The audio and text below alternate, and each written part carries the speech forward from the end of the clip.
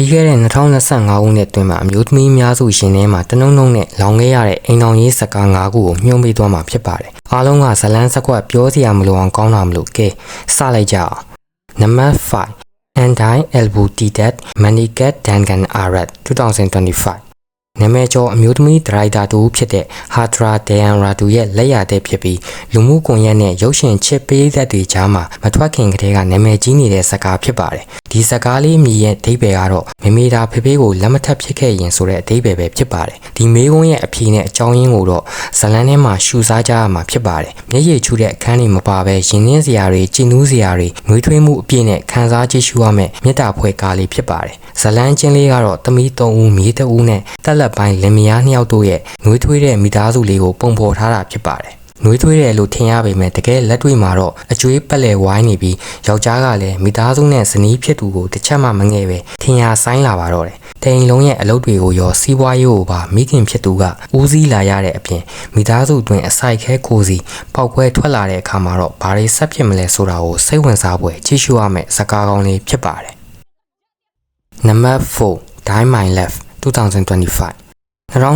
ခုနှစ်မှာထွက်ရှိထားတဲ့ Die My Left ရုပ်ရှင်ဟာနာမည်ကြီးဒရိုက်တာ Lenny Ramsey ရိုက်ကူးပြီး Jennifer Lawrence နဲ့ Robert Pattinson တို့အဓိကတရုပ်ဆောင်ထားတဲ့စိတ်ပညာဆိုင်ရာဒရမာမျိုးစားဖြစ်ပါတယ်။ဒီဇာတ်ကားဟာအာဂျင်တီးနားစာရေးဆရာမ Arina Harwitz ရဲ့နာမည်ကြီးဝတ္ထုကိုအခြေခံပြီးရိုက်ကူးထားတာပါ။ဇလန်းချင်းလေးကတော့ Grace ဟာစာရေးဆရာမတူဖြစ်ပြီးသူမရဲ့ခင်မွန်း Jason နဲ့အတူနယူးယောက်ကနေမွန်တနာပြည်နယ်ရဲ့တောတောင်ထူထပ်ပြီးအေးချမ်းတဲ့ကျေးလက်ဒေသကိုပြောင်းရွှေ့လာခဲ့ပါတယ်။သူတို့နှစ်ဦးဟာဂျက်ဆန်ရဲ့ကွယ်လွန်သွားတဲ့ဦးလေးဖြစ်သူစီကအမွေရထားတဲ့အိမ်ဟောင်းကြီးမှာအခြေချပြီးသားလေးတစ်ယောက်နဲ့အတူပျော်ရွှင်စရာကောင်းတဲ့မိသားစုဘဝကိုတည်ဆောက်ဖို့မျှော်လင့်ထားကြပါတယ်။သားလေးကိုမွေးဖွားပြီးတဲ့နောက်မှာတော့ Grace ဟာပြင်းထန်တဲ့မီးဖွားပြီးစိတ်ချယောဂါနဲ့စိတ်ဝေဒနာတွေကိုခံစားလာရပါတယ်။အထီးကျန်ဆန်တဲ့ပတ်ဝန်းကျင်ခင်မွန်းဖြစ်သူကအလုပ်ကိစ္စနဲ့အိမ်မှာမရှိဘဲခရီးခဏခဏထွက်ရတာတွေကသူမရဲ့စိတ်အခြေအနေကိုပိုပြီးဆိုးရွားစေခဲ့ပါတယ်။ Grace ဟာသူမရဲ့မိခင်ဘဝနဲ့ဇနီးဘဝကြားမှာပိတ်မိနေတယ်လို့ခံစားရပြီးတဖြည်းဖြည်းနဲ့သူမရဲ့စိတ်အာရုံတွေဟာ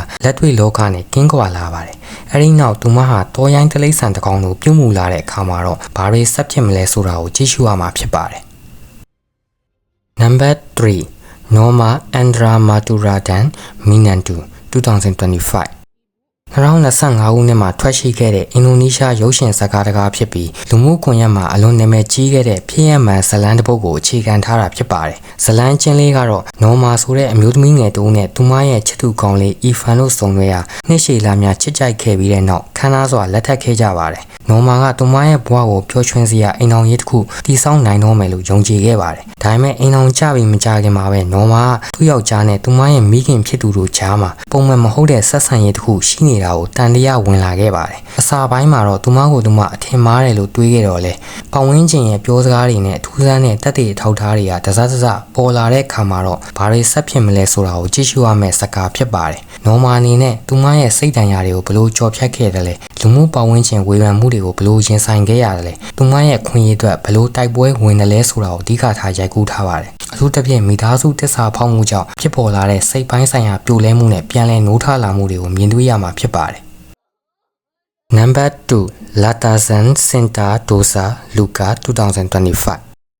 နော်မာတို့လိုအိမ်တော်ရေးဖောက်ပြန်မှုဇာတ်ကားတွေစတိုက်အောင်မြင်ပြီးတဲ့နောက်အလောင်းတလိုင်းဘက်ကိုခြေဦးလှည့်လာတဲ့အင်ဒိုနီးရှားတို့ရဲ့နောက်ထပ်အလောင်းဇာတ်ကားတစ်ကားဖြစ်ပါတယ်။ဇလန်းချင်းလေးကတော့အာလီနာနဲ့ရီဇာတို့ဟာရင်သွေးလေးနှစ်ယောက်နဲ့တူပျော်ရွှင်စရာအိမ်တော်ရေးကိုထူထောင်ထားနိုင်ကြပြီးသူတို့အိမ်တော်ရေးသူတို့အချက်ကိုဘယ်သူမှဘလို့အရာကမှဖျက်ဆီးလို့မရဘူး၊ဂျားဝင်နှောက်ယှက်လို့မရဘူးလို့ယုံမှတ်ထားကြသူတွေဖြစ်ပါတယ်။အာလီနာကတော့အောင်မြင်တဲ့ online shopping လုပ်ငန်းတစ်ခုကိုဦးဆောင်နေပြီးလူမှုရေးဘာသာရေးမှာလည်းတက်ကြွပါဝင်ဆောင်ရွက်တတ်သူဖြစ်တဲ့အတွက်အိမ်မကက်ရစတန်ခရီးတွေထွက်နေလေရှိပါတယ်။အဲဒီအချိန်မှာပဲသူတို့ရဲ့အိမ်တော်ရေးနဲ့ပျော်ရွှင်မှုဒုက္ခအလုံးစုံကိုဖျက်ဆီးမဲ့အရာကလေးသိန်းအမျိုးသမီးအတွင်နဲ့အိမ်မော်ကိုဆိုင်မြတ်ရောက်ရှိလာခဲ့ပါတယ်။အာလီနာအလစ်မှာခြေလန်းတွတ်နဲ့ရီဇာကိုချင်းကပ်ပါတော့တယ်။မာယာများလို့အလှကြီးလှတဲ့လူတွေရဲ့အထာကိုတိတ်နှက်တဲ့ဒီမျိုးသမီးရဲ့လက်ကနေလွတ်အောင်ရုံထွက်နိုင်ပါမလား။အာလီနာတယောက်ဒီမျိုးသမီးနဲ့သူ့ယောက်ျားကိုအချိန်မီထားနိုင်ပါမလားဆိုတာကိုစိတ်ဝင်စားဖွယ်ကြည့်ရှုရမယ့်ဇလန်းကောင်းလေးဖြစ်ပါတယ်။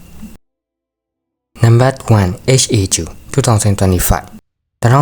ခုနှစ်ရဲ့ social media ထက်မှလူပြောများနေတဲ့တရားခွင်ခြေပြုအလောင်းကားကတော့ HAG ပဲဖြစ်ပါတယ်။ မင်းသမီးယာမီခွန်တန်နဲ့မင်းသားအီမရန်ဟက်ရှ်မီတို့အပြိုင်ဆိုင်တရုပ်ဆောင်ထားတဲ့ဒီကားကတော့တကယ်ဖြစ်ရမှန်ရှက်ဘန်နိုကေ့စ်ကိုမှီယမ်းရိုက်ကူးထားတာဖြစ်ပြီးကြည့်နေရင်းနဲ့ရင်ထဲမှာတခုကြံခဲ့မဲ့ကားမျိုးပါဂရေ45အကုန်ကြခံရိုက်ကူးထားတဲ့ရုံတင်ကားကောင်းတစ်ကားဖြစ်ပါတယ်ရှာစီယာဆိုတဲ့အမျိုးသမီးလေးတစ်ယောက်ဟာရှင်းနေတစ်ယောက်ဖြစ်တဲ့အဘတ်စ်နဲ့လက်ထပ်ပြီးသားသမီး3ယောက်နဲ့အတူပျော်ပျော်ရွှင်ရွှင်အရန်ချစ်ခံအိမ်အောင်ရှင်မဘွားနဲ့အေးအေးချမ်းချမ်းနေထိုင်လာခဲ့တာပါဒါပေမဲ့လက်ထပ်ပြီး9နှစ်အကြာမှာအဘတ်စ်ကသူမကိုအသိမပေးပဲဒုတိယဇနီးတစ်ယောက်ရုတ်တရက်ထပ်မံခေါ်လာတဲ့အခါမှာတော့ရှာစီယာရဲ့ကဘာလေးတစားစီပြိုကွဲလာပါတော့တယ်သူမကဂုံနိခါရှိရှိအိမ်ကနေဆင်းသွားခဲ့ပေမဲ့ခင်မုန်းဖြစ်သူကသူမနဲ့သားသမီးတွေအတွက်ပေးရမယ့်စရိတ်စကားတွေကိုရပ်တန့်လိုက်တဲ့အခါမှာတော့ပြဿနာကဆလာပါတော့တယ်ရှာစီယာကသူမရဲ့အခွင့်အရေးအတွက်တရားရုံးမှာတရားစွဲဖို့ဆုံးဖြတ်ခဲ့ပါတယ်ဒီတိုက်ပွဲကတာမန်လင်မယားကွာရှင်းတဲ့တိုက်ပွဲမျိုးမဟုတ်ပဲဘာသာရေးယူဆတဲ့ရွှေရိုးဆွဲစီးမြင်းတွေဥပဒေတွေကြားမှာပြဿနာကြီးထွားလာပါတော့တယ်တလောကလုံးကိုစန့်ကျင်ပြီးသူမရဲ့ရပိုင်ခွင့်အတွက်ဘလို့တွေရုန်းကန်မလဲဆိုတာကိုကြည့်ရှုရမယ့်စကားကောင်းလေးဖြစ်ပါတယ်